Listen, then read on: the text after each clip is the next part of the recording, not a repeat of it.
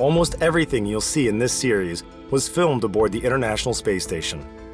At the end of March, Mikhail Kornienko, a flight engineer decorated with the Hero of the Russian Federation title, went there on a 342-day mission.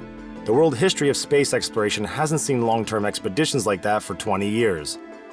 From the very first weeks of his space adventure, the Russian astronaut has been making videos about the workings of the station.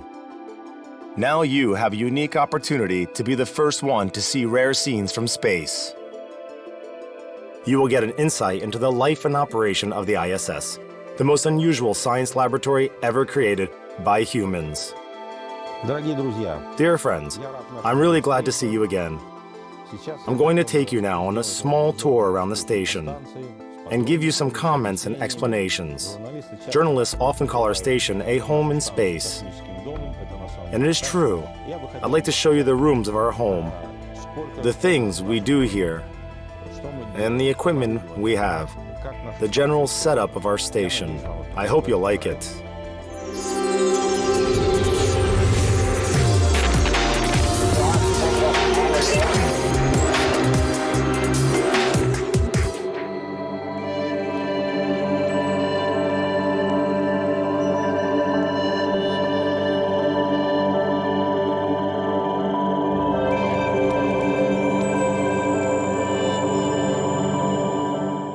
Five years have passed since Mikhail Kornienko's first mission. The orbital complex has changed since then. New equipment was delivered into space. More opportunities for scientific experiments were made available. Work on the station became more interesting and life more comfortable. Let's start from my quarters, dear friends. In Earth terms, it's located on the ceiling of the station in the module of our American colleagues, No. 2. Apart from being my bedroom, it's also my office. I guess it's an office more than anything else, because I sleep here according to our internal schedule, from 10 p.m. till 6 a.m. Here's a sleeping bag of a nice light green color. We come here, get inside the sleeping bag, and zip it up. We sleep in the bag so that we won't be floating around. It's very cozy and comfortable. Here I have two computers that I can use to communicate with the ground and to check my schedule for the day. I also have internet access. So I have everything I need to live, work, and relax properly. I can watch movies, I can even call my family and friends when I'm in the reception zone and I have some free time. So this is my personal nook, nice and cozy. I guess every astronaut should have a place where he can spend some time by himself, sort out his personal stuff and talk to his family. And of course, do some work. Here I have my personal belongings. These are my family photos, my parents, my mom and dad, a small icon, my wife, my grandson. This is my home away from home. Almost all year round, the ISS is inhabited by an international crew of 6. The station has Russian and American segments. The American one also includes laboratory modules that belong to European and Japanese space agencies. Their ascent to orbit completed the construction of the US sector of the space station. The Russian sector, however, is still being built. One more research module and a remote manipulator system have yet to come. Let's start our tour with the Japanese module, GEM. It's also called Kibo. I'm going to talk about the equipment we have here and its purpose. At the moment, no work is being done here. So I'm just going to show you this amazing lab where a lot of very interesting and valuable experiments are carried out for the benefit of humanity and Earth sciences as a whole. The Japanese module basically consists of 2 parts. Here you can see the first one of them, JLP. This module, JLP, is used for storage purposes. It has all sorts of cargo in it. This is the hatch of the JLP module, which we are supposed to close in case of emergency decompression. It can be sealed very fast. Okay, let's continue. Right now we are looking at the pressurized module of the GEM. It has 2 windows and a big platform attached to it from the outside.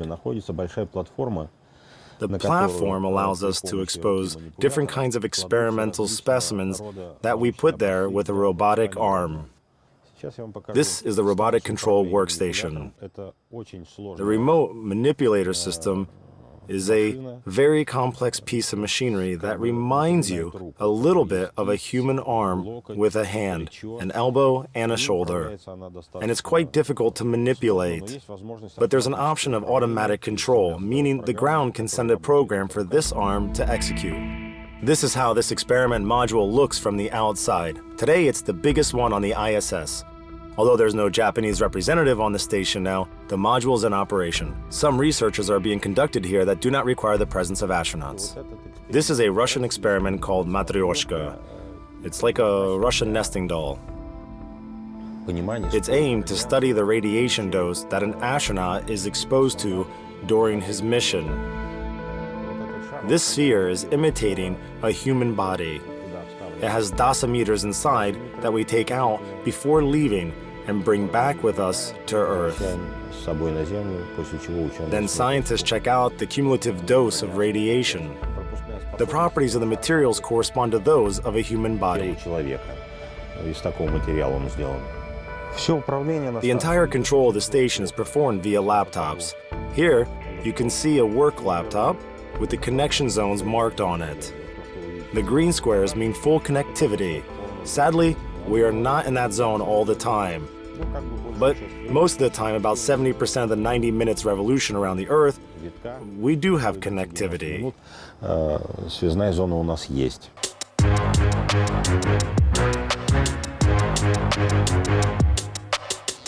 The American Dragon spacecraft is docked right at the entrance, or at the exit, depending on how you look at it, of the GEM module.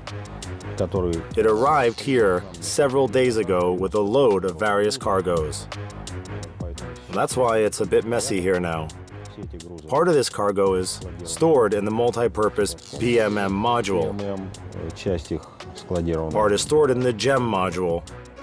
And some cargo is in the Columbus module, where we are heading to right now.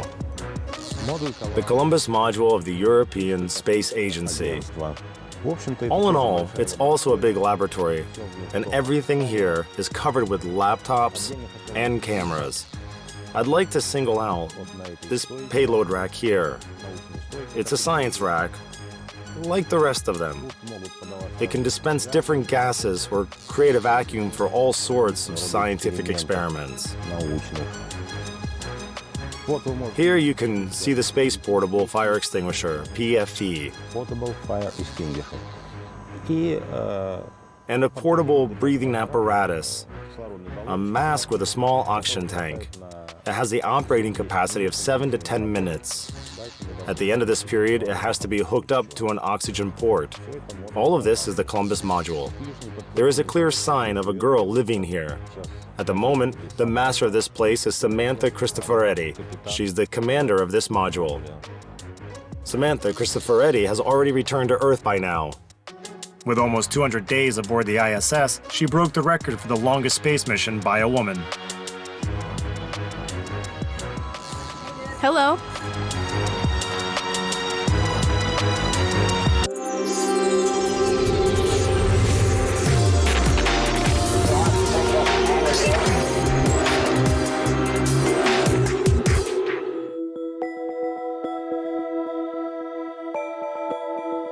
The American segment of the International Station comprises several modules, some of which have been in space for almost 2 decades. For example, the Unity module, also known as Node 1, has been orbiting the Earth since December 1998. Here we have something of a recreation area. This is the dinner table. Sometimes on Fridays or Saturdays, we gather here for a meal. But usually, everyone has their breakfast, lunch, and dinner in their own segment, because lunchtime and dinner time are often not synchronized. This is the Node 1 projector. This allows us to watch movies and different TV programs on a big screen. Every compartment of the station has its purpose, but because of the limited space on the ISS, a module can become multifunctional. The Node 3 is busy with work. Our American colleagues are performing an experiment that requires moving some payload around. Our expedition commander, Terry, is moving the so-called crew transfer bags that house the equipment for experiments. This module is also our gym.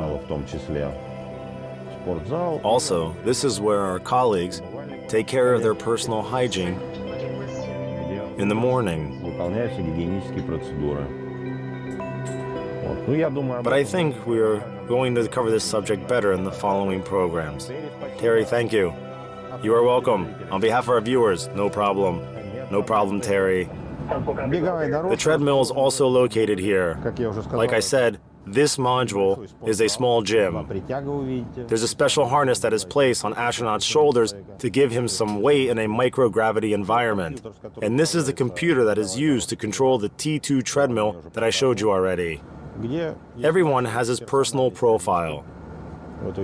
See, Samantha, me, you select your profile, set the parameters of your workout, and run. 5 kilometers, 6 kilometers, whatever the distance you've been assigned. Right now, Samantha, we visited her quarters already, is working out on the ARED weightlifting machine. It's a very complex system. At the same time, it's very efficient and comfortable. It allows you to exercise all major muscle groups. Amazing machine. Samantha, say something to our viewers. Thank you, Samantha. Thank you.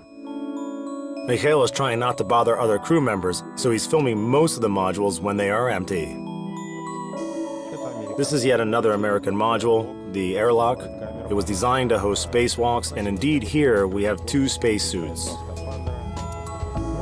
And now we come to our sanitary facilities, a space toilet. Its operating principle is similar to that of a vacuum cleaner. I want to point out that it was designed by Russian scientists. It has a very good track record, having been used for many years on the Mir station, on the Salute station, and now on the ISS. There are 2 toilets like this on our station. And finally, the American storage module PMM. It's being used to store various payloads. I'm going to show you how big it is. If you were to fly past the station, you'd say this module is located on its bottom. It's kind of like a cave to give you a more vivid picture. And I keep drifting forward. It's like a subway car that's been put up vertically. Sorry for my feet getting in the picture. It's not so easy to hold a camera in weightlessness and watch out for your body at the same time. We are now at the very bottom of the module. And I'm going to show you its top to give you a feeling of the distance we've covered inside. That's how big this module is. Next, I'm going to show you our Russian segment, and I hope you'll understand how big this station is and how many rooms or modules it consists of. И как много здесь комнат, так называемых комнат модулей.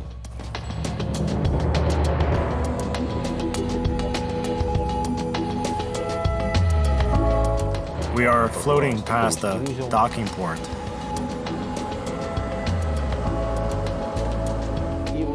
This is the mating adapter of the functional cargo block, which was the first one flown into space as part of the International Space Station construction.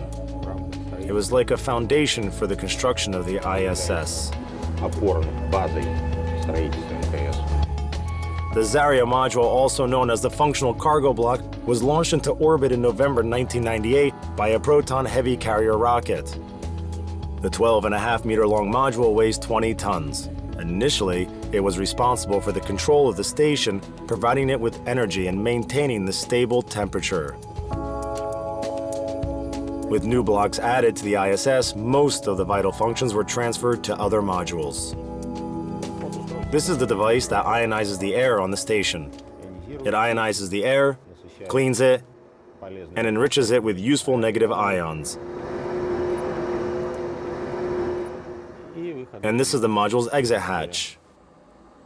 Let's have a look inside the MRM-1 module that is docked to the mating adapter of the Zarya module. Модулі ФГБ. MRM, short for Mini Research Module, is a scientific laboratory, a storage facility, and a docking port for Soyuz spacecrafts at the same time. Having been delivered to the station in May 2010, it's a relatively new module. Stored behind these panels are a lot of different cargoes. Here are 2 fridges.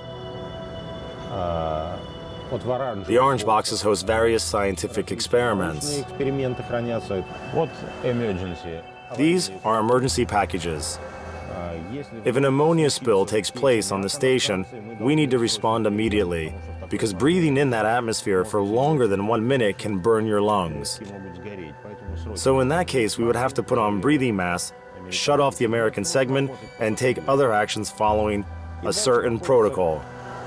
Корабль «Союз». And over there is the Soyuz spacecraft that brought here Anton, Samantha, and Terry Virts, who is currently in command of the station. Который является командиром станции сейчас. Soon, in 3 weeks, they will return back to Earth on this ship. Полетят на Землю. И теперь Let's пойдем. proceed now to the MRM-2.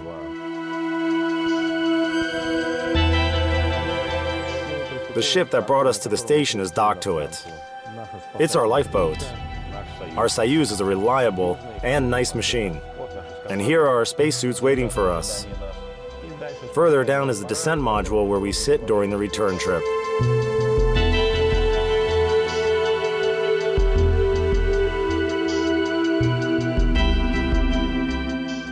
To lighten up my narrative, I'll show you how the Earth looks from the window of the MRM-2 module. Из модуля МИМ-2 в иллюминатор. Вот мы видим. You can see the solar arrays of the service module and the radiators of the American segment. И американский радиатор, американский сегмент. Конечно, камера. Of course, the camera doesn't show you all the colors, everything a human eye can perceive. То, что видит человеческий It's a gorgeous view, especially at sunset and sunrise. Same as the American segment, the Russian part of the ISS has its own module designed for spacewalks. Тут расположен. Here we have 2 spacesuits, same as in the American airlock. Don't be surprised, my friends. I didn't clean up here on purpose.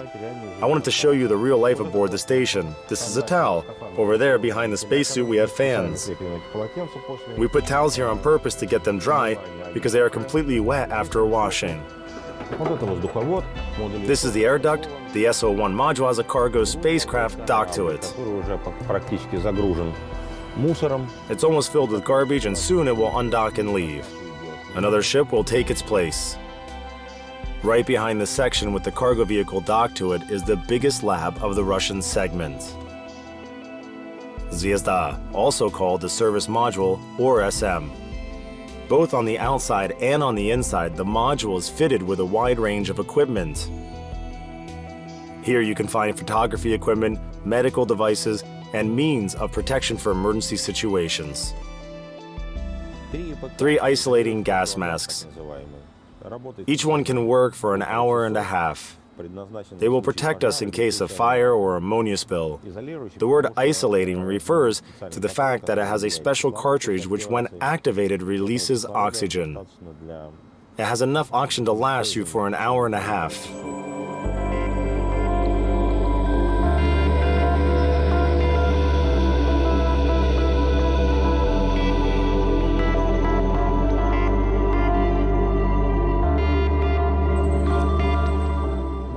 On the floor of the SM module, there are 6 windows that we use to take pictures of Earth. We place our cameras like this and shoot different objects. For example, right now there are wildfires raging around Chibis City. Scientists of the Ministry of Emergency Situations charge us with taking images to enable a fast response. And this is a weigh-in device. Hopefully I will show it to you in action, but right now we don't have any tasks requiring it. When we'll be doing it, I'll show you how it works. And here we see crew quarters of the SM module. There are 2 of them, one on the port side and one on the starboard side. This is the crew quarters of Anton Cupola. It has a window, whereas the one I live in doesn't. It's a huge deal, of course. I'll show you the view of the Earth from the window one more time. This is the view an astronaut gets when he wakes up. And this is Guiana. He's talking on the phone. Actually, he's trying to get through, as I understand. I'm trying. Here, I got through. Got through. This helps a lot. It's really nice when you can call your family and friends in tough moments. Gennady Podelka is the most experienced astronaut both in Russia and in the whole world. It's his 5th expedition. By its end, Gennady will set a new record for the time spent in space. Upon landing, the total duration of his expeditions will amount to 900 days. I will show you the Russian segment and the American segment from outside. Right now we are looking out from the cupola. The cupola is used for work with robotic arms. This robotic arm allowed us to put together the entire partner segment, all of its modules. And the solar arrays were deployed using this robotic arm too. I'll show you some of the solar arrays and the true structure they are sitting on. Unfortunately, I cannot catch all of it on camera. The arrays are up to 50 meters in span.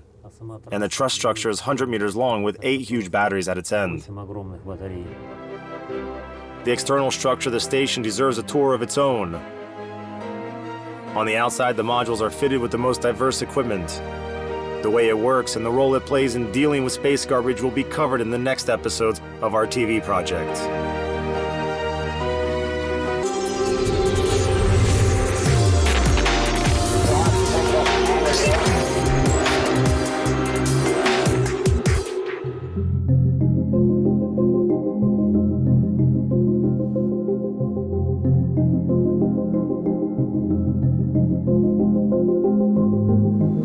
Here at the station, we are neither on Houston time nor on Moscow time.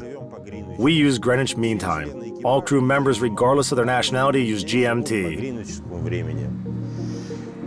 When we wake up in the morning, we start our day with personal hygiene routines, same as on the ground. Although weightlessness has a certain impact on that. Everything has to be done with the utmost care and caution.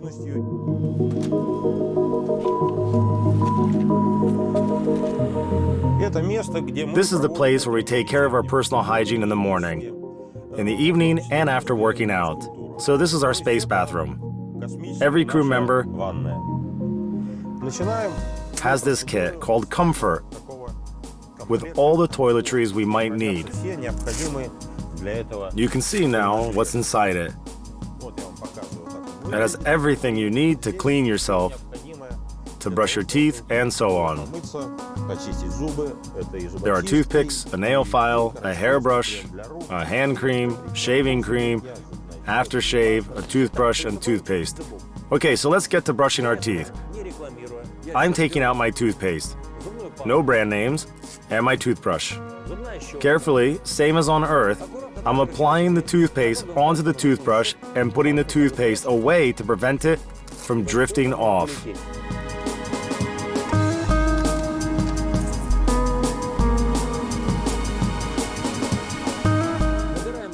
I'm getting a bit of water into my mouth from the drinking water bag.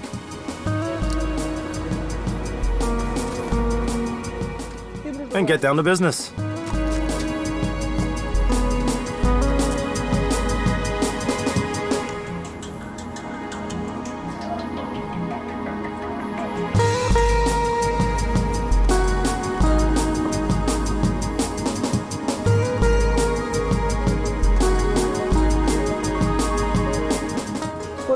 With light moves, I brush my teeth, same as back on the ground. Then I wipe out the toothpaste with a cloth and put it carefully into a plastic bag to be thrown out.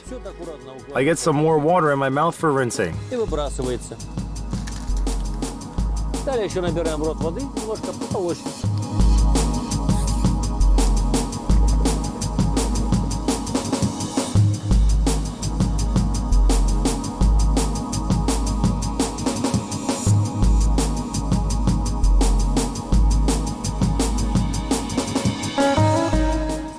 We don't throw away wet napkins. They can be put here on a fan to get dry. Water is circulating on the station like in nature. We have a regenerating system here that extracts water from the atmosphere. This water is then purified and used again. I prefer to start with shaving. And my choice is an electric shaver. Here it is. Nice and easy to handle. I could fool around with it like this. Okay, I'm taking off the protective cap, put it in the toiletry case so it wouldn't fly away, and start shaving in front of the mirror. Gennady Ivanovich, though, is used to a different way of shaving, and he'll show us now how to do it in space. Each crew member has a razor and a set of razor blades. Есть набор лезвий.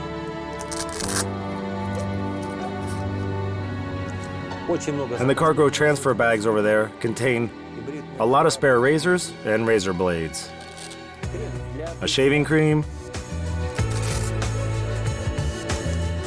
aftershave. I'm spreading the gel over my face with a light circular movement. Наносим гель на лицо.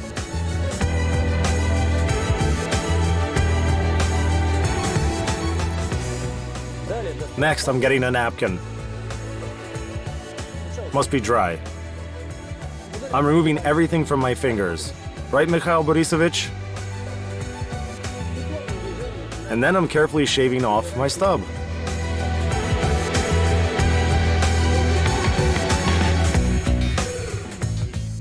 Everywhere. I'm wiping off both the gel and the stub with this tissue. Then I take a wet wipe and remove the remaining gel from my face. Геля с кожи лица.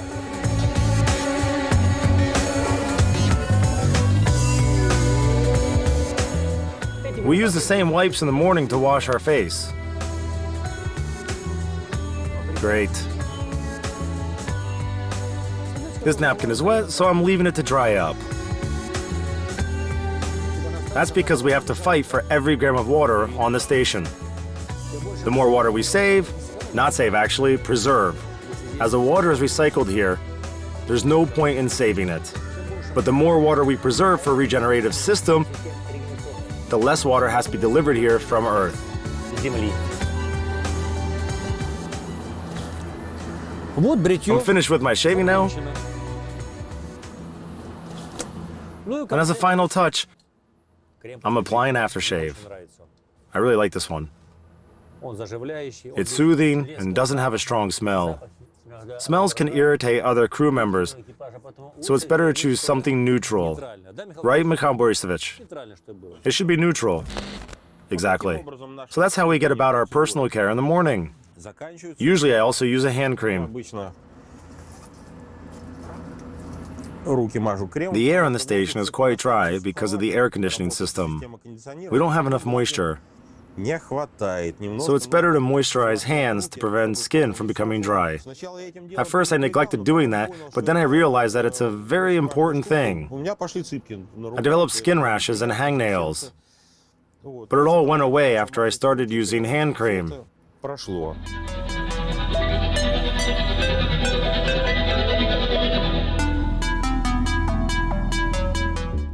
Throughout the year, the ISS is inhabited by an international crew of 6 people.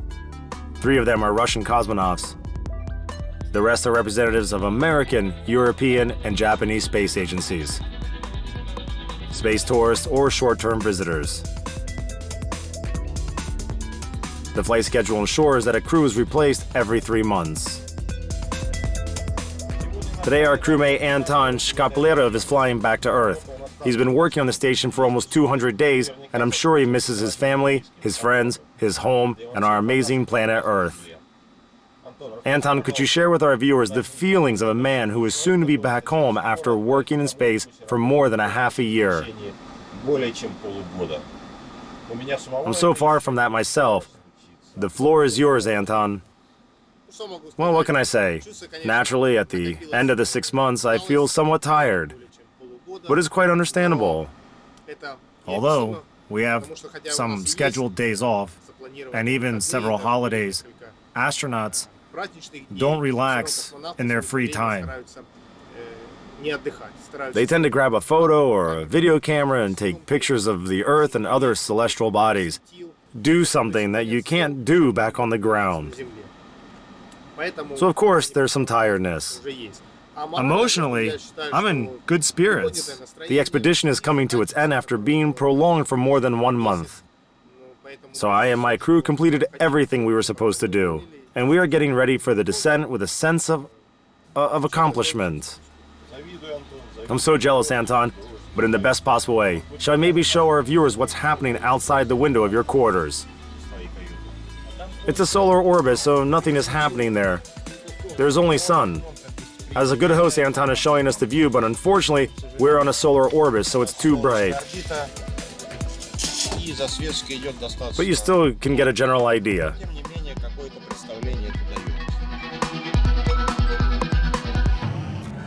We are now in the mini research module MRM-1 that has a Soyuz spacecraft docked to it. It's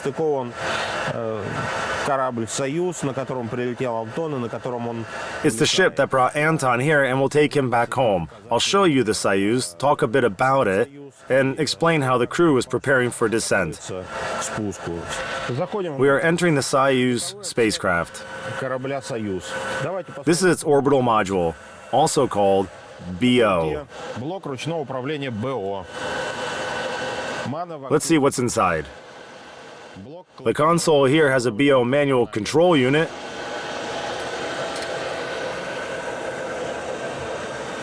a pressure and vacuum gauge, and valve controls.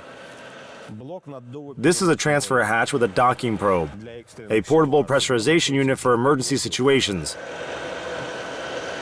It contains compressed air, some personal belongings of the crew, spacecraft documentation. During descent, the orbital module undocks from the descent module and burns in the atmosphere with all the waste inside it.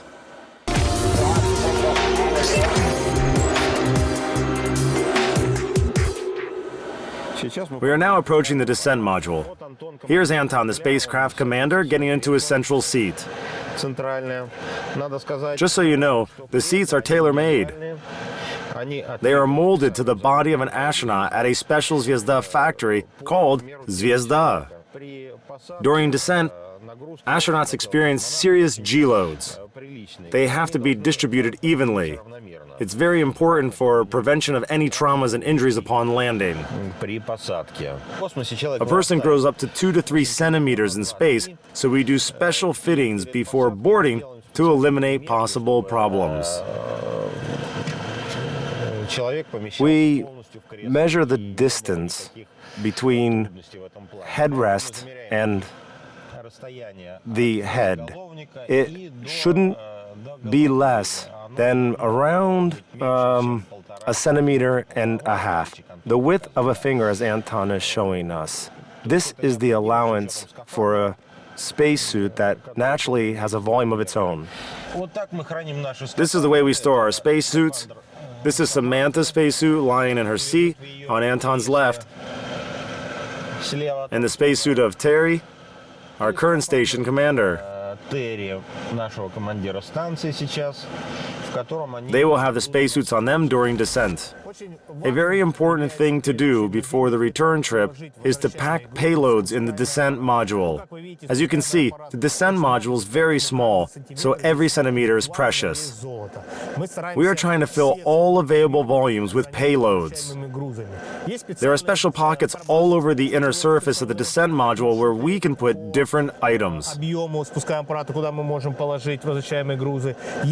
There's some free space here behind the main parachute, the backup parachute, and behind the commander's headrest. There's also a special payload container, quite a big one, under the commander's seat, but it can be reached only after the seat is lifted up. We are distributing payloads according to a special radio message which was prepared on the ground. Some items in that list are special. They are marked with orange color. Here I have an orange package of that kind. It's a bioecological calcium experiment.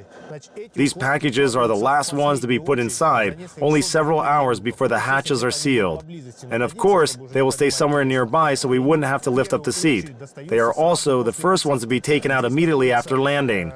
They contain experiments that either have to be put in a refrigerator as soon as possible or passed on to Earth scientists for further investigation. либо просто начать их исследовать ученым на Земле. Также Among the things that we bring back to Earth are our personal belongings. Like this pouch here weighing 1 kilogram. в весе 1 килограмм это здесь It contains all my personal stuff. There are some photos and letters from friends and family. конечно же фотографии This is my youngest daughter. родных и близких, которые, ну вот это моя младшая дочь, которая в течение During these 6 months, they were warming my heart, reminding me of Earth and providing me with a sort of psychological support. были психологической поддержкой мне. Вот и все. That's it. Okay, guys, it's time. Let's go. Embraces, kisses. All right, bye. Bye. Good luck, my friend. Bye. Hang in there, Misha. It's just a year. Миша, крепись, крепись, год. Yes. I really enjoyed flying with you.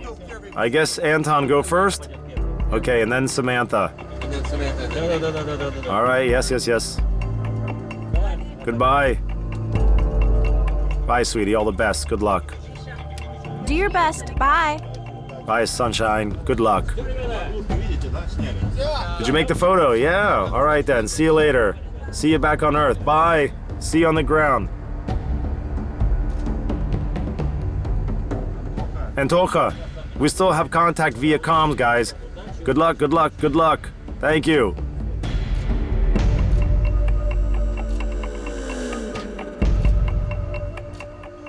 That's it. Is it closed? Did you close it, Anton? All right.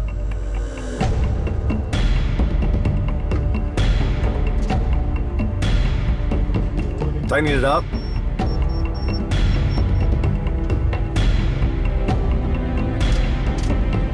Got it. Several minutes still on docking.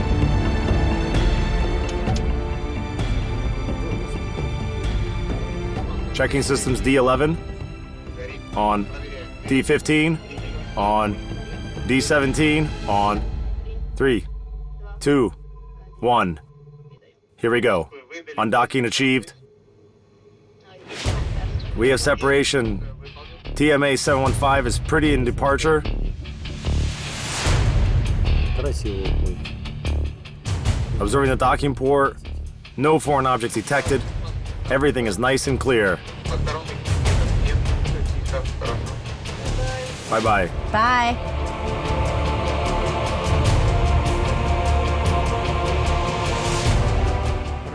We are saying goodbye to Anton. Godspeed, guys. Anton, Samantha, and Terry are returning home. These are the last moments of their expedition. You can see the thrusters of the spacecraft firing, and the ship goes down underneath the station. 3 hours and 2 orbits later, the crew of Anton Shkaplerov is being met in the steppes of Kazakhstan.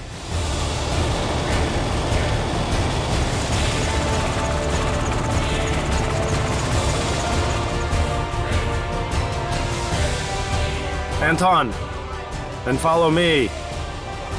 If only you would always carry me like that. No back pains, no vertigo, or maybe just a little bit. Here's my report. All crew members feel well. The landing went down without a hitch, no injuries. We're prepared for further reconditioning. A mobile lab of the Institute of Medical and Biological Problems is being set up right there in the steppe. Some tests have to be made straight after landing. Then the astronauts are transferred with helicopters to the Karaganda airport, where a special flight bound for Star City is waiting for them. The astronauts are about to embark on a long journey of post-flight rehabilitation and adjustment to regular life on Earth after a long time of working in weightlessness.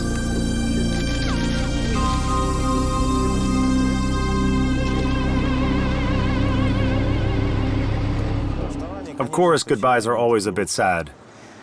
We had a good working relationship with the previous crew, but closing one chapter means opening a new one. For more than 1 month, it will be just the 3 of us flying aboard the station, but then a new team will arrive. We are looking forward to seeing them, И это новая to getting new experiences. They are our old friends because we spent a lot of time training together on the ground. на земле вместе. И это новая And their coming also means new work. But before meeting the next crew, Mikhail Kornienko and Gennady Padalka had to meet the Progress resupply vehicle. The docking was performed automatically, and astronauts filmed it with onboard video recorders. It might look as if the spacecraft is very slow in its movement towards the station, but in reality, both objects are flying with the first cosmic velocity, almost 28,000 kilometers per hour, or 8 kilometers per second. It's 200 times faster than a car on a highway. And it's the smallest speed that allows the ISS to move along its orbit. Slowing down even a little bit will make the space station fall down.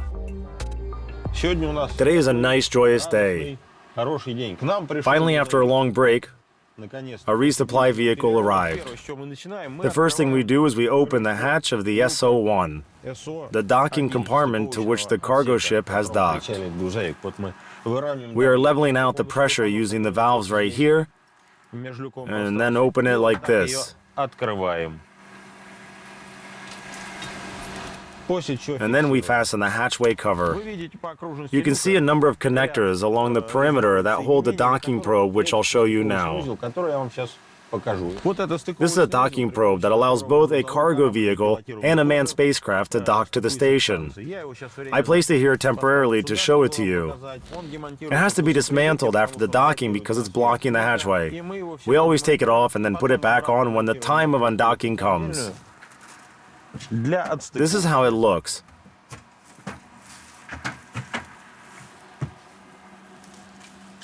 Вот так он. See how easy it is to play around with big masses and microgravity? Посмотрите, как легко можно играть массами в невесомости. It weighs half a ton. Yeah, it's very heavy, but I'm rotating without any effort. Вот так вот он. That's how it looks. Уникально. A unique product designed by Russian engineers. Вот. After dismantling the docking probe and opening the hatches, Стыковочного we механизма. start unloading the ship. Мы начинаем процесс разгрузки корабля. The resupply spacecraft delivered equipment, water, fuel, air, oxygen, food, and home packages. Gifts from family and friends. The total mass of the payload is almost 2.5 tons.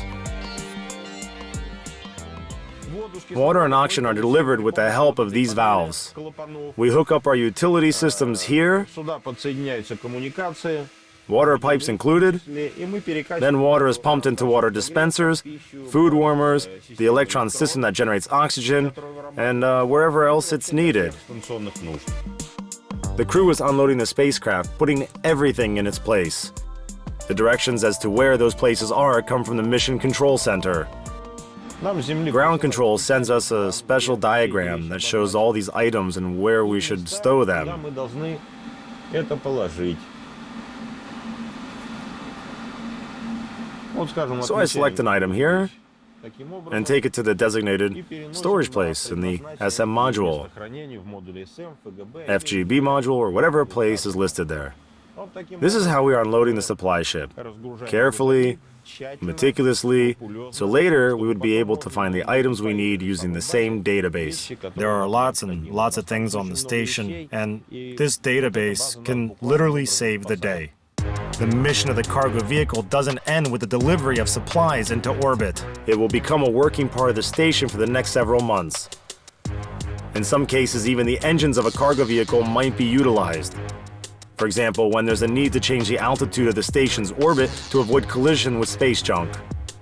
Nevertheless, Progress has already served its main purpose. Today, Russian cargo spacecrafts remain the most reliable vehicles of the orbit range that have been providing the International Space Station with supplies for many years. Well, dear viewers, let's talk a little bit about space food. Today, Mikhail Kornienko is taking everyone to the space kitchen. He will show you what the ISS crew has for lunch, how to season soup with salt, and how to drink a glass of water in weightlessness. You will also witness one of the medical experiments performed on the astronaut and see the sunset the way you've never seen it before. through the windows of the International Space Station. Посмотри, сколько. Just look at how short it is in space.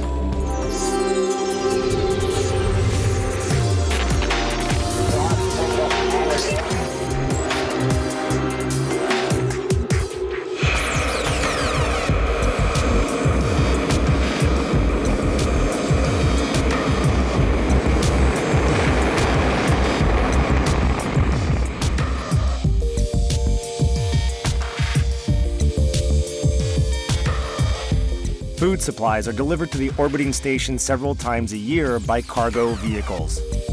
The crew has a so-called standard menu, compiled during the preparation stage back on Earth and based on personal preferences of every astronaut. The selection of space dishes comprises a total of more than 200 items. This is our space dinner table. I'll show you what we are having for lunch today with the help of my friend and expedition commander, Gennady Ivanovich. Today, we are lunching with beef fajitas from our American partners. They are contained in this package and need to be reheated first. For this purpose, we have a special food warmer. We put the food item over here under these strings. This surface is hot. Then we close it. And in 10 minutes, we get hot beef fajitas. But let's leave it for now and go back to our table. I'll just close the warmer, not to waste tea, as Gennady Ivanovich pointed out. Rye bread, really delicious, I have to say. Gennady's choice is a can of salmon and jelly. Those are really small cans. As an appetizer. And my appetizer would be eggplant caviar. This is mutton with vegetables. This is a space soup. I will show you how to turn it into real soup. But first, let's go over the rest of the things here. These are biscuits that were delivered by the cargo vehicle 428. They were sent to me by my family. They are really nice and delicious, but unfortunately, they are not included in the standard menu. So my family helps me out here. And this is a cream soup that Gennady Ivanovich, sorry for slang, whipped up for himself.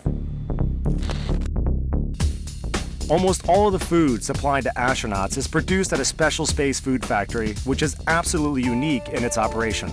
Apart from canned foods, it mostly manufactures freeze-dried products. First, the dish is cooked in a usual manner and subjected to freezing. Then a special technology is used to extract all the liquid. To turn the dehydrated soup into a normal one, astronauts simply have to add some water to it.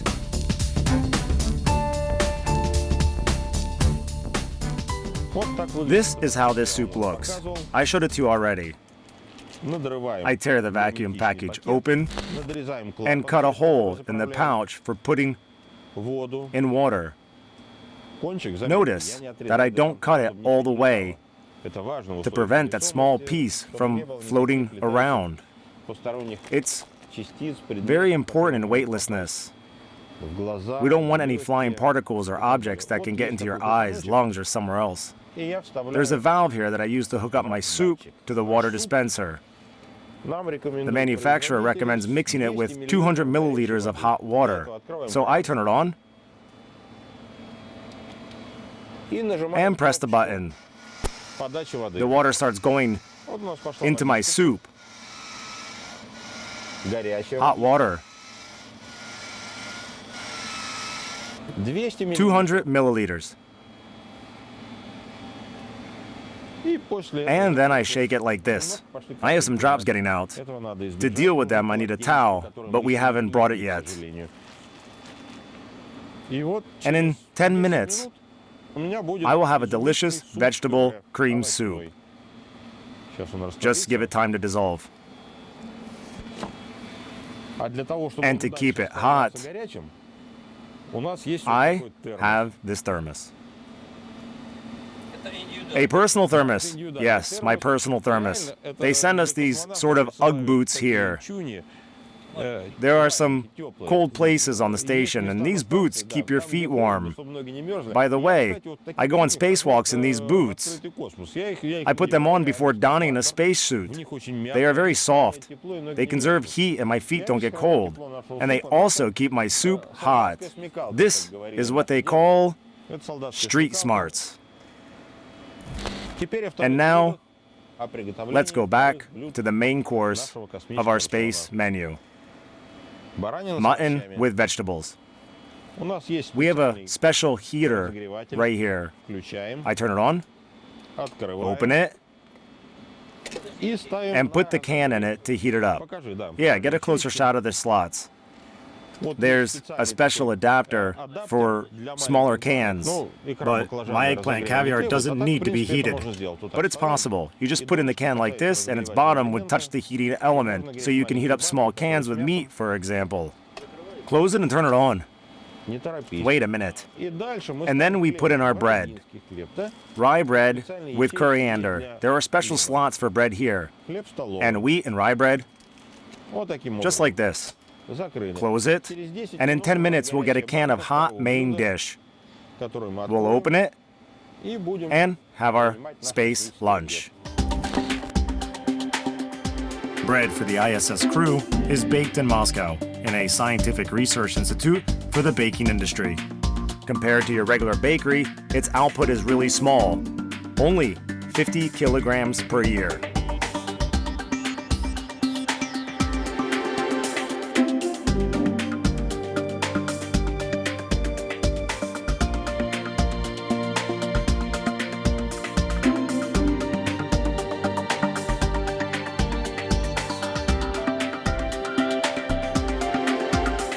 A kilogram of space bread accounts for 800 of these loaves.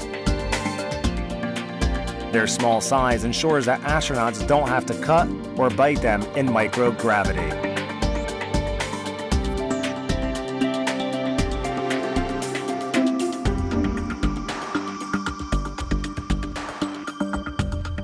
After baking and packaging, they are subjected to a special heat treatment.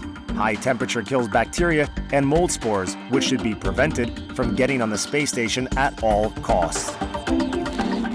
Well, dear friends, let's get down to our space meal. My lunch is hot now. So, I'm taking the can out. Beef with vegetables. It's really hot. Mutton. Mutton with vegetables, yes. Oh, did I say beef? I misspoke. And then I do this. I already opened one can, so I won't open this one. But this is a regular can opener provided to us by RKK Energia. It has the corresponding logo. Here's my eggplant caviar that I have opened already. We are going to eat it. This is our bread, see? Oops. It went flying. Fingernail size. This is salt, our special space salt. Actually, it's a water-based salt solution. You have to understand what can happen with regular salt in microgravity.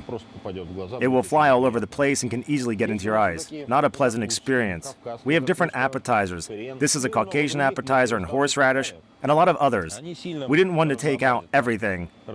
They bring diversity into our ration and make it nicer. Here we have a clove of garlic that was sent here on the recently arrived cargo spacecraft with the rest of condiments, food products, apples, and onions. Show the dessert, Misha. Yeah, dessert. We were sent these candies. Both me and Gennady Ivanovich drink tea without sugar for health reasons. So we are chasing it with some candies. Back on Earth, I don't have a sweet tooth, but here, priorities change. And your body starts craving sweets. So this is all I have to say about our space food. Water, same as food products, is delivered to the station by Resupply spacecrafts. A cargo vehicle is carrying around 2 tons of payload, a bit more than 2 tons. This includes water, oxygen, maintenance equipment for the station, scientific equipment, and so on. These valves allow us to transfer water and oxygen to the station. We hook up our utility systems here, water pipes included, and pump water into Rodnik tanks of the service module into American CWCs, contingency water carriers, and also into our water containers called EDV. Then the water is pumped into water dispensers, the food warmer, the electron system that generates oxygen, and wherever else it's needed. Proper use of water in weightlessness is a science in its own right. Special systems and unusual inventions are there to help astronauts save water. In space, every milliliter counts. I'd like to explain briefly how a space cup works. Our Italian colleagues recently sent a coffee maker to the station that works in microgravity conditions. And they also sent us cups that allow us to drink in weightlessness. This is how they look: a broad base and a narrow tip. Because of the capillary action, water comes to the narrow part of the cup, and you can drink freely from it, as if you are on the ground. I'm going to show you.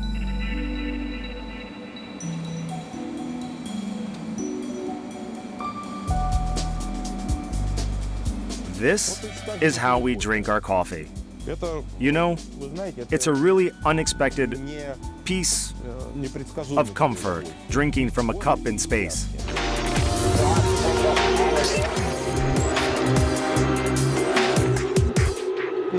Our next piece is about behavior of water and microgravity without these cups that I showed you.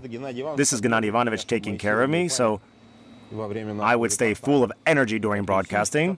This orange was brought to us by Progress. Anyway, we have these water bags aboard the station. I'm hooking it up to the dispenser. You can probably hear it working now. The bag is expanding. That's it. We got ourselves a full bag of clean, potable water. I'm closing the tap. And now I can drink this water. Actually, it's not water. There's a hint of lemon. Lemonade. I put in a straw and open it. You can see that it's not leaking. No water gets through it. It's a very convenient thing, and I can drink from it just like this.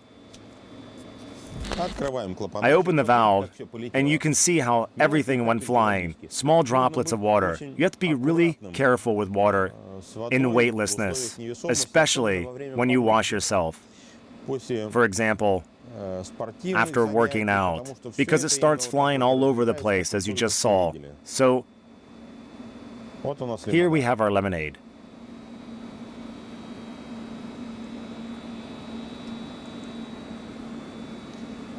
This droplet will become a perfect sphere once it settles down, and it has air bubbles inside.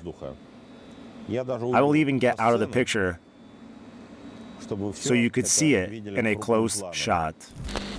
And now allow me to actually drink this thing. You know, lecturers usually have a glass of water in front of them, and I have a dry mouth as I feel nervous speaking in front of such an honorable audience. So I'll take the liberty of drinking this. Thank you. The service module in the Russian segment of the International Space Station is a multi-purpose block. It's a galley for the crew, a vantage point for watching the Earth through the windows, and a laboratory full of various scientific equipment. Today, you are going to witness a medical experiment on Mikhail Kornienko. The astronauts filmed it in real time, specially for our viewers. Copy, Mikhail. We are ready. Great then. We are ready too. Let's start. Good afternoon, crew.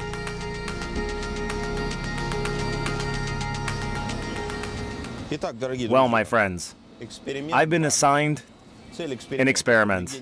To avoid making a mistake, I will read the goal of the experiment from the paper. The goal is to establish a connection between changes of blood pressure in the carotid artery caused by redistribution of blood into the upper torso in microgravity and changes in sensitivity of the central mechanism of respiration. To translate it into plain English, this device here creates negative pressure on my legs. Blood redistributes in my body almost to match its distribution in Earth gravity. It's called Chibis. Yeah, this machine is called Chibis. At the same time, it's performing an EKG. I have electrodes under my t-shirt and measuring my blood pressure. During the experiment, I will hold my breath for as long as I can after inhaling or exhaling. Full exhale and hold your breath. So now the ground control tells me to breathe out and hold my breath. Complying? The negative pressure Chibis suit forces astronauts' blood system to work as if they were on Earth.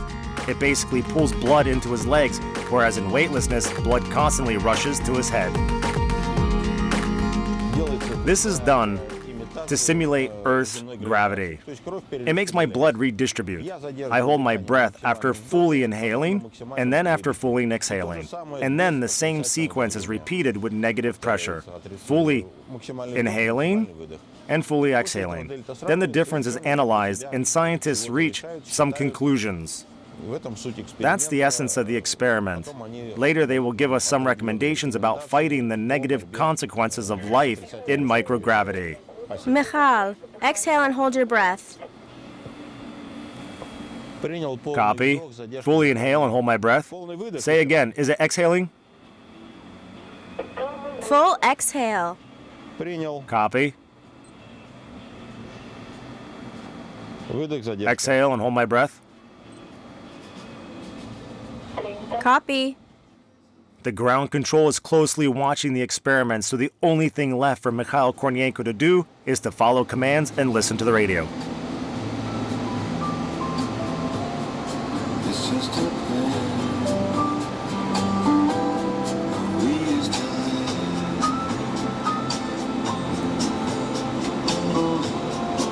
It's just a plan. We used to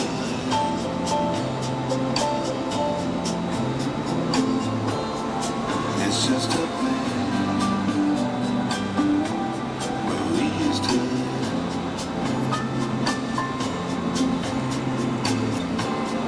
It's just a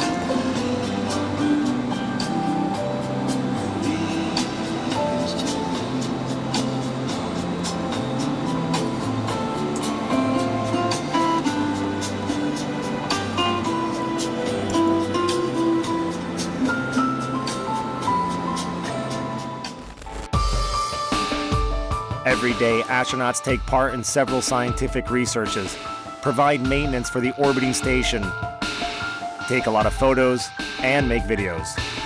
Crew members have a really tight schedule, and even their free time and days off are often spent at work, so appealing with its out-of-this-world beauty. I guess watching the Earth from the International Space Station, and generally from space, is one of the most majestic and amazing things to do.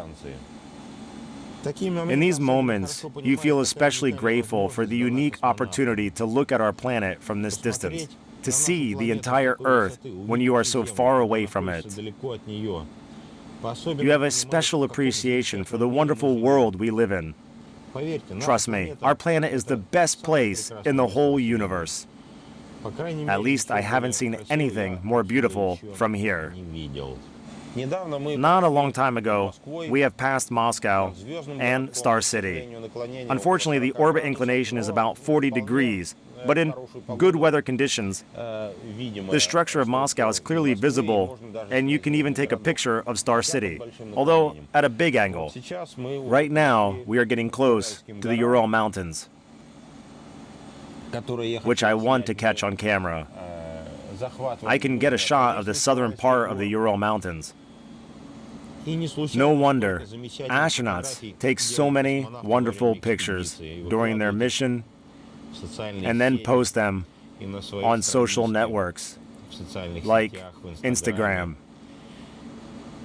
One moment, and I think it's really great that we have this opportunity to take pictures of the Earth, because there's no one else to see it from this distance. Hopefully, you will also be able to enjoy these views with my help.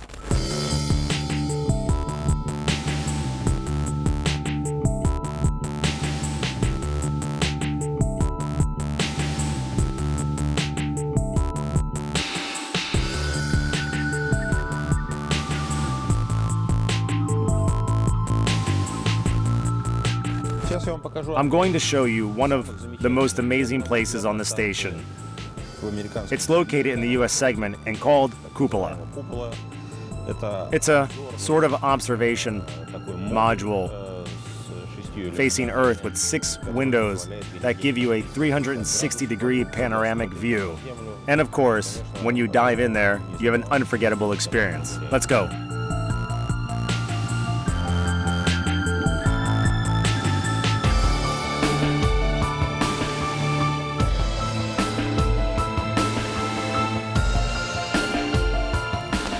Well, we are in the Cupola now.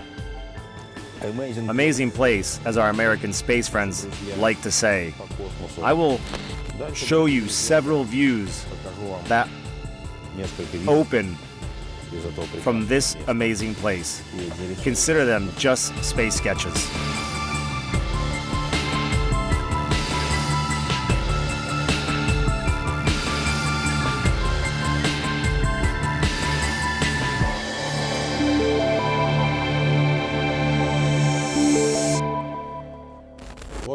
This is the remote manipulator system that was used to assemble almost the entire station. It's a Canadian robotic arm.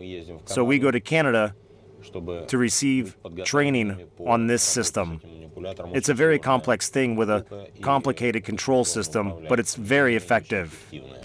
And here we can see a rotating antenna that provides us with communications. Next, our MRM-1 module that was delivered here 5 years ago on my first flight. And this, my friends, is our cargo vehicle that we were so excited to meet. And finally, watching sunset online. Just look at how short it is in space. Amazing view.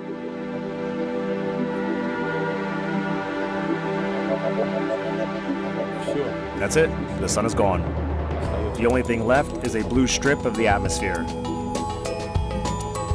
In just 24 hours on the space station, you can watch 16 sunrises and sunsets. That's how many orbits the ISS makes around the Earth in this period of time. So by the end of his one-year expedition, Mikhail Kornienko will complete more than 5,000 round-the-world trips. But even though he has such a unique opportunity, his biggest dream is to come back home. People often ask me what I miss most in space. Well, the answer is probably trivial. I think being in space, all astronauts, without exception, miss the Earth. Although the views here are spectacular.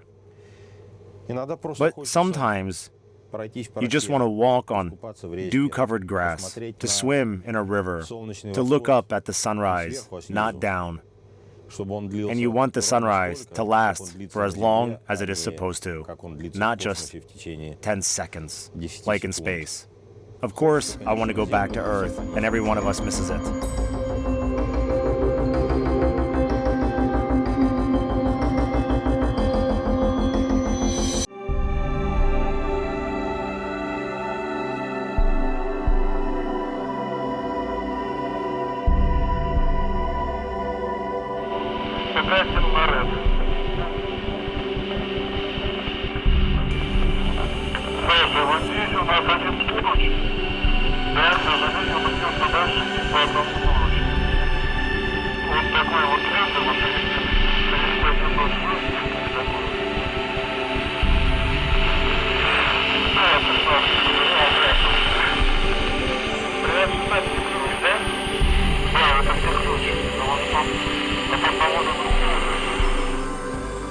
Spacewalking is the most dangerous work one might need to carry out during the expedition on the ISS. Today, we are going to show you how Russian cosmonauts prepare for it and explain why they even need to leave the orbital station. You will find out who manufactures spacesuits that are resistant to temperature drops and radiation. You will also see how crew members relax after hard work outside the station. Dear viewers, a little bit of space acrobatics.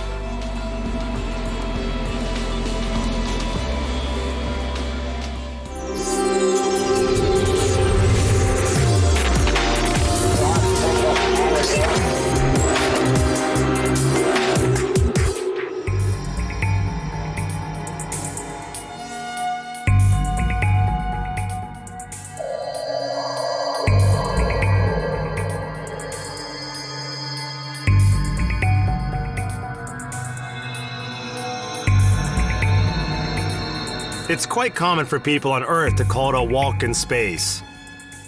But in reality, extravehicular activity, or EVA, is a necessity. It's the type of job without which the ISS couldn't have been built and successfully operated for so many years.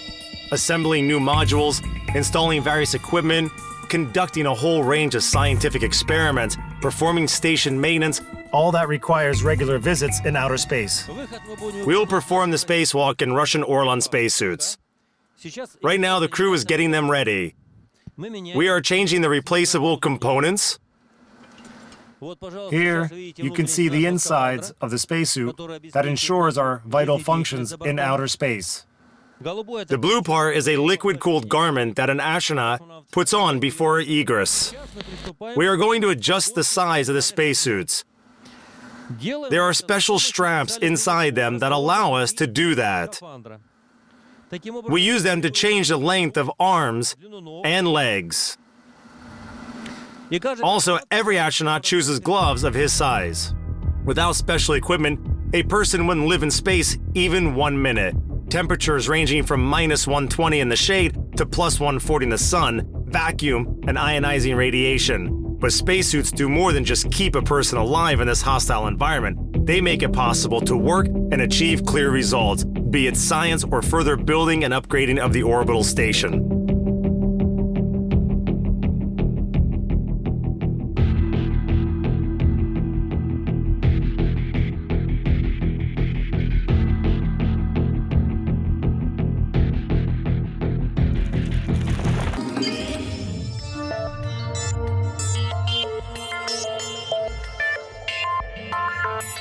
Every spacesuit has a lifetime of up to 15 spacewalks.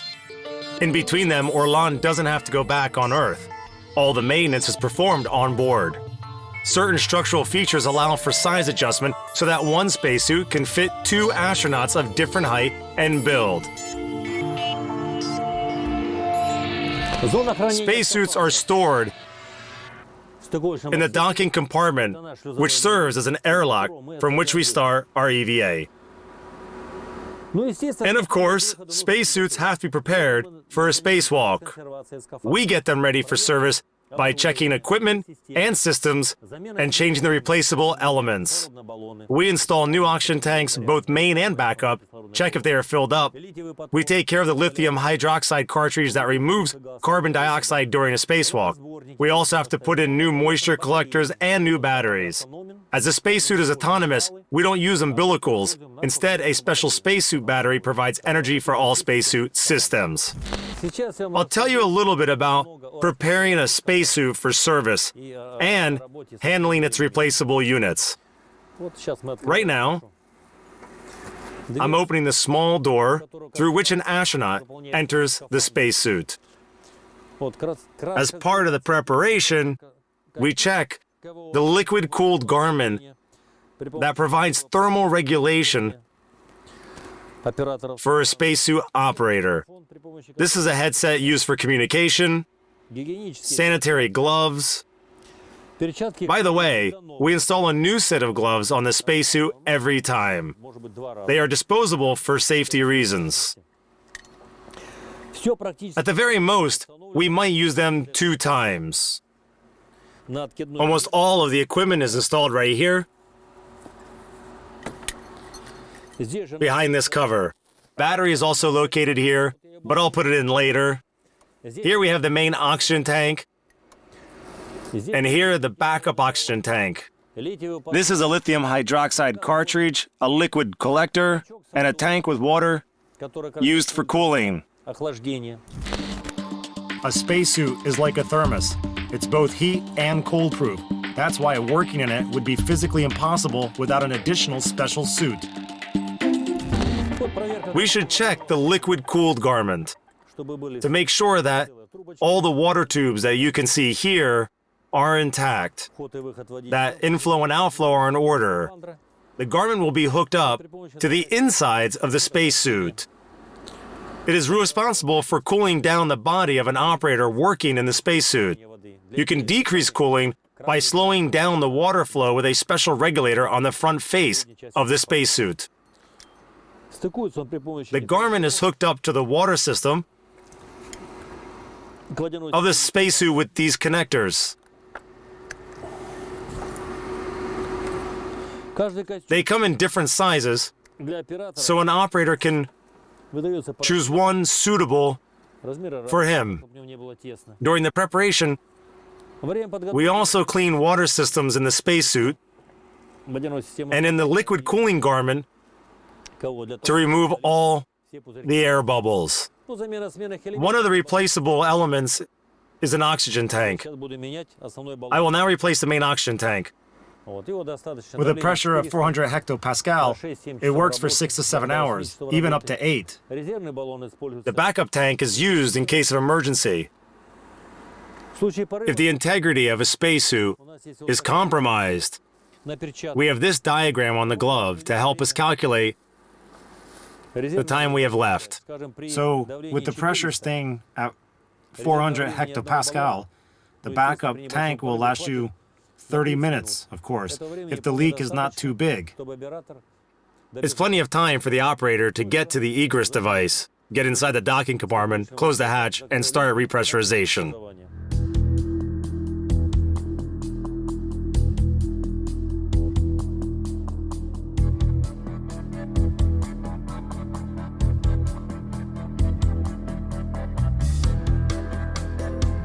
Altogether, onboard preparations for EVA take about 3 weeks. They include multiple inspections of the spacesuits, certain operations in the airlock, the starting point of a spacewalk, and configuring instruments and systems that will be needed on the outside. Nothing is too important here, as the stakes are very high. Pressurizing spacesuits for practice in the backup airlock of the transfer compartment. Right now we are pressurizing the spacesuit till the 0.2 level. The spacesuit is equipped for egress. All the attachable components are in place. I have 0.2. 0.2 pressure leak testing is on. In the course of training, Gennady Podolka and Mikhail Kornienko imitate various nominal and emergency situations. Out there in the vacuum of space, they have to be prepared for any turn of events. Today, as part of preparations for our EVA, we had to make this package. At first glance, it might seem disorganized, but in fact, it's very practical and thought out. We can open it up while wearing the spacesuit with our hands and gloves. Inside of it, we have, for example, some containers. That's how they look. I'd like to point out that every part of this package is secured with an RET, which is short for retractable tether. They prevent things from floating away. Here we have sealed containers, 3 of them actually. They are designed for collecting samples outside the station, at the outlets of the electron system, and in the thruster firing area. Later, all of them will be analyzed on Earth. Also, attached to this package, on the outside, is this tool with special swabs, designed actually for cleaning of the exterior window surface. In the course of the station's flight, you know by now, and it's been quite a while, they become covered with an oily film caused by engine burns. So we have to clean it off to restore good visibility. So today we prepared these two packages. I haven't told you yet about this one. Here we have scissors to cut the antenna cable. It's about this thick, so the scissors are reinforced. We have a reel of new antenna to replace the old one, some carabiners. And here are some fasteners. I guess this doesn't tell you much, but anyway, these are the two packages we are going to take with us outside.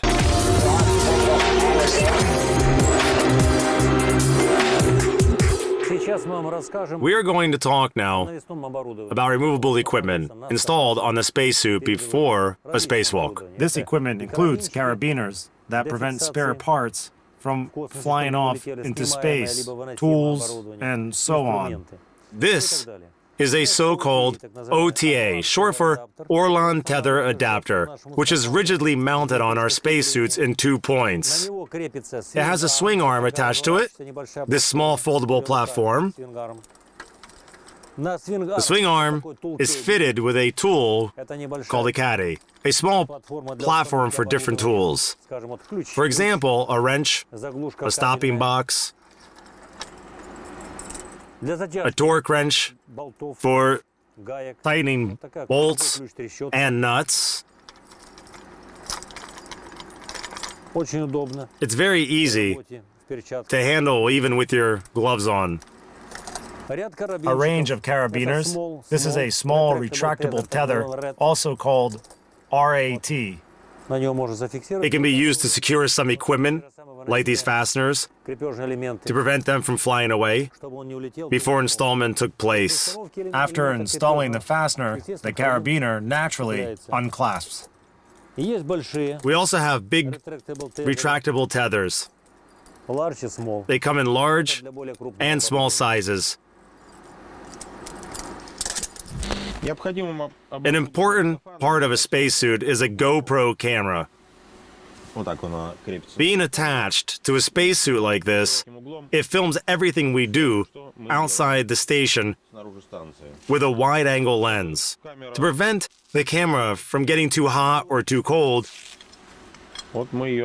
we keep it in a sealed box.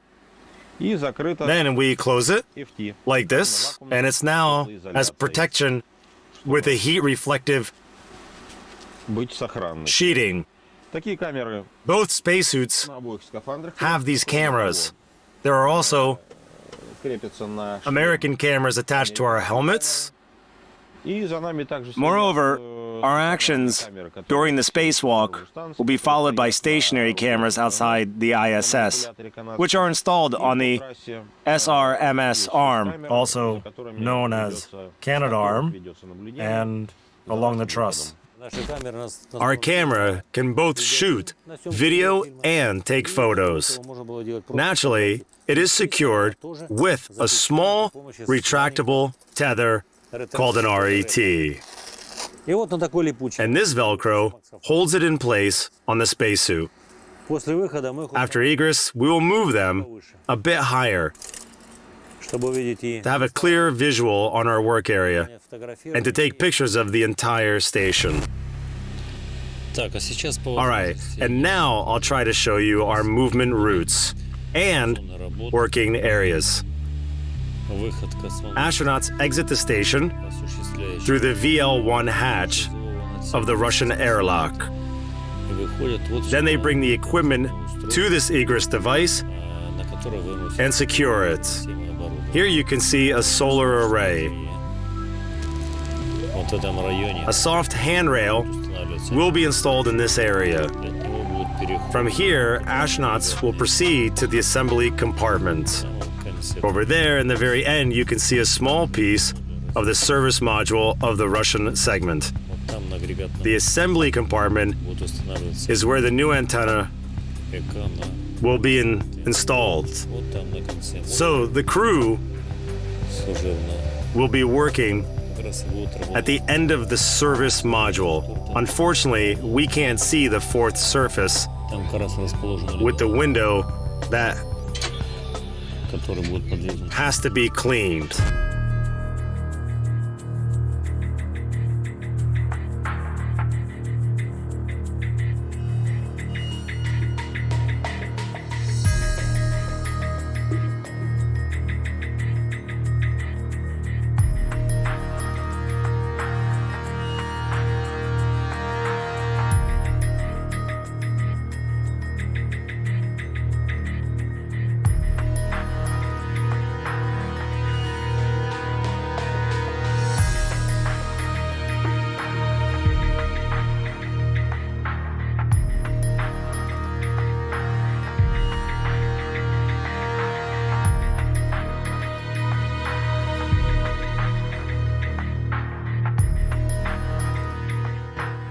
The first one to egress the station is the more experienced Gennady Padalka.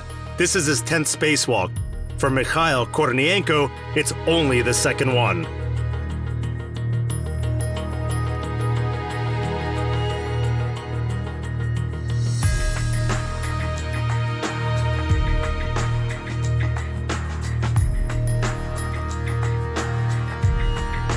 The astronauts move by attaching carabiners to external handrails. Every spacesuit has 2 safety tethers, 1.5 and 2.5 meters long. A solid protection on an autonomous journey. Небольшой толчок от The smallest push, прикосновения там. even just touching the station with your finger, makes you fly.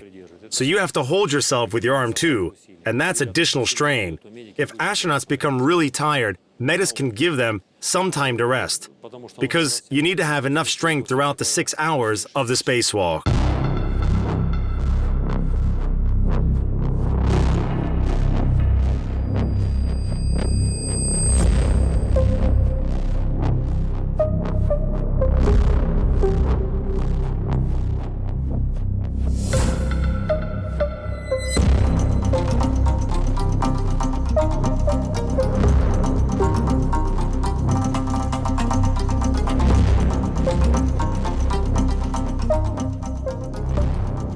Mikhail Kornienko is approaching the window he has to clean.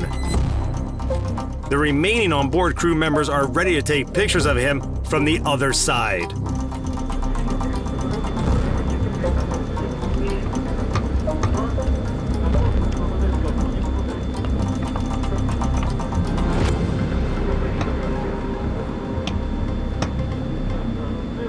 Using a special cleaning tool, the cosmonaut removes the oily film that builds up on the glass when the station's thrusters fire. Just a few minutes of work take care of the space stir like it has never been there in the first place.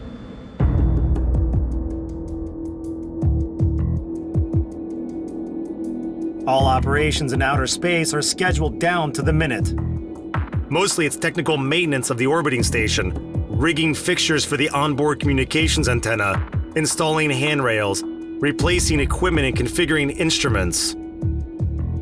Some might say nothing spacey about that. But all of that is what makes normal life on board the ISS possible. Also, during their spacewalk, Gennady Padalka and Mikhail Kornienko work on the scientific program of the year-long expedition. As part of various experiments, they take multiple photos, collect samples that have to be delivered to labs on Earth, and dismantle expired scientific equipment and send it off to fly.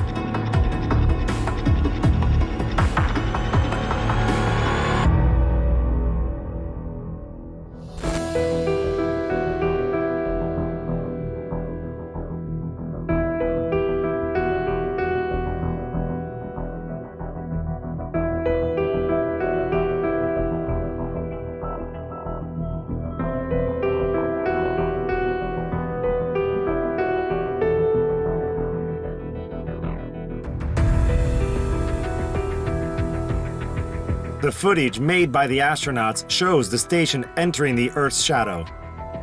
In this moment, the temperature drops down more than 200 degrees.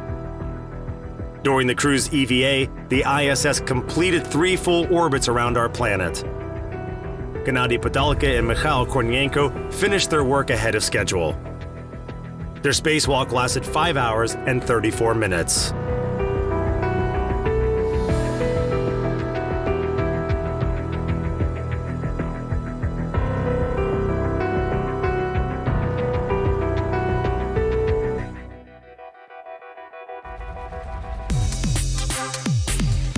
Oleg Kononenko is meeting Mikhail and Gennady on board. He is also a Russian cosmonaut. We'll get to know him closer soon. Oleg will take part in a unique experiment on robot control. But for now, you can see how the space conquerors rest. And once again realize that astronauts are exceptional people, prepared for extraordinary deeds, even after hard work in outer space. Дорогие телезрители, Dear viewers, немножко a космических bit of space acrobatics especially for you.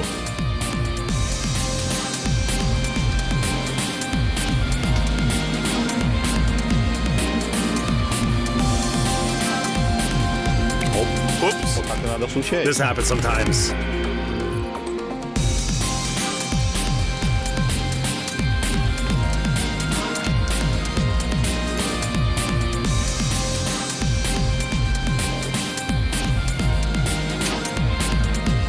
И немножко гимнастики. And a bit of gymnastics. И можем даже нам Even with just one hand. Can you do that?